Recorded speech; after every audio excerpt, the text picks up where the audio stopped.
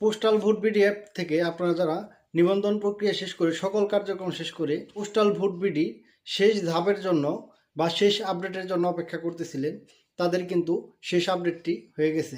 আপনাদের যার যার পোস্টাল ভোট বিডি অ্যাপটিতে কিন্তু প্রতীক দেওয়া হয়ে গেছে। তো বন্ধুরা, আজকের এই ভিডিওতে আমি আপনাদের দেখাবো কিভাবে আপনারা পোস্টাল ভোট বিডিতে প্রতীক যাচাই করে আপনাদের ব্যালট পেপারটিতে ভোট দেবেন। তো বন্ধুরা, ভিডিওটি সম্পূর্ণ দেখুন এবং আজকেই প্রতীক যাচাই করে ভোট দিয়ে আপনার পোস্ট অফিসে আপনার ব্যালট পেপারটি জমা দিয়ে আসুন। তাহলে চলুন বন্ধুরা, আর দেরি না করে শুরু করে দিই। তো বন্ধুরা, ভোট দেওয়ার জন্য আপনাদের পোস্টাল ভোট আইডিটির ভেতরে গিয়ে আপনার আইডিটি প্রথমেই পাসওয়ার্ড এবং নাম্বার দিয়ে লগ ইন করে নেবেন। এরপর এরকম একটি পেজ আসবে। তো এখানে ব্যালট ট্র্যাকিং একটি অপশন আছে, এই অপশনটিতে ক্লিক করে দেবেন। এরপর হলুদ লেখাটির নিচে দেখবেন ভোট দিন একটি অপশন আছে, এই ভোট দিন অপশনটিতে ক্লিক করে দেবেন। এরপর এরকম একটা বিজ্ঞাপন আসবে, এই বিজ্ঞাপনটি আপনারা দেখে নেবেন, তাহলে বুঝতে পারবেন পরবর্তী ধাপে আপনাদের কি করতে হবে।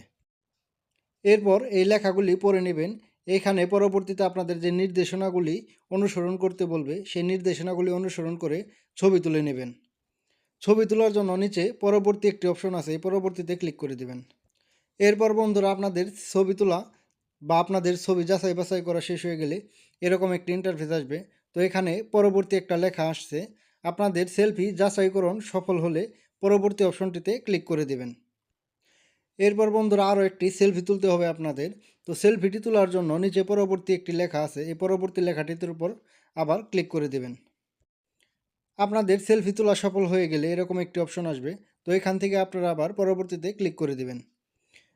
এরপর বন্ধুরা, আপনাদের যে ব্যালট পেপারটি আছে, আপনার উপজেলায় যে ব্যালট পেপারটি আছে, এখানে দেখে নেবেন কার কোন প্রতীক দেওয়া আছে। তো সেই প্রতীক অনুযায়ী আপনি কাকে ভোট দিবেন, সেই প্রতীক অনুযায়ী আপনার যে ব্যালট পেপারটি আছে, আপনার হাতে থাকা ব্যালট পেপারটিতে একটি টিক চিহ্ন দিয়ে দিবেন। কি প্রতীকে আপনি ভোট দিতে চাচ্ছেন, সেই প্রতীকে আপনি একটি টিক চিহ্ন দিয়ে দিবেন অথবা ক্রস চিহ্ন দিয়ে দিবেন।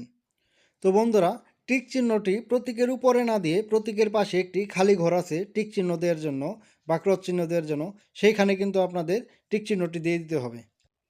আপনারা আপনাদের ভোটটি দিয়ে এরপর আপনারা নিচে দেখবেন ভোট দিয়েছি একটি অপশন আছে, এই ভোট দিয়েছির উপরে ক্লিক করে দিবেন। এরপর বন্ধুরা, আরেকটি বিজ্ঞাপন আসবে, তো আপনারা এই বিজ্ঞাপনটিও দেখে নেবেন। বিজ্ঞাপনটি দেখার পর নিচে দেখবেন পরবর্তী একটি অপশন আছে, এই পরবর্তী অপশনটিতে আপনারা ক্লিক করে দিবেন।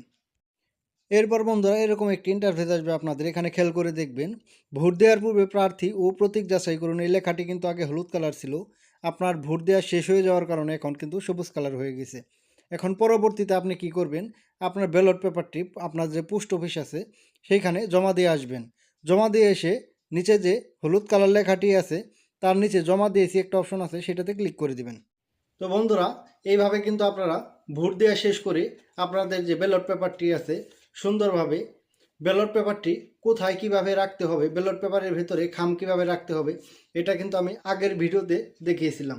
তো আপনারা সেই ভিডিও যদি না দেখে থাকেন তাহলে আমার চ্যানেলে গিয়ে দেখে নিতে পারেন। তো আপনারা সুন্দরভাবে এই খামটির ভেতরে ব্যালট পেপার ঢুকিয়ে পোস্ট অফিসে জমা দিয়ে আসবেন। তো বন্ধুরা, আজকের এই ভিডিওটি যদি আপনাদের ভালো লেগে থাকে বা আপনাদের উপকারে আসে, যদি কিছু শিখতে পারেন, তাহলে অবশ্যই ভিডিওটিতে একটি লাইক এবং একটি শেয়ার করে দিবেন এবং পরবর্তী ভিডিও দেখার জন্য আমার এই চ্যানেলটি সাবস্ক্রাইব